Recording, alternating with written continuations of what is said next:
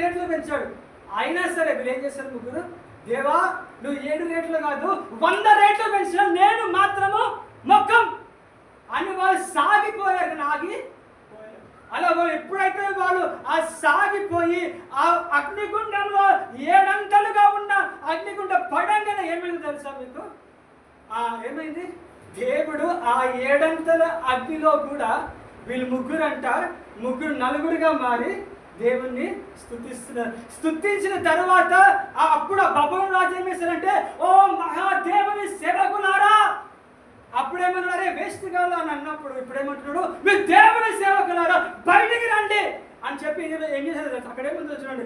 ఆ 3వ అధ్యాయం లాస్ట్ వచనం ఏముంటుందంటే, చూడండి 3వ అధ్యాయం 30వ వచనం, అంతటి నుండి అంటే అప్పటి నుండి రాజు శద్రకు మేషకు అబేద్నెగోను వారిని బబులోను స్థానంలో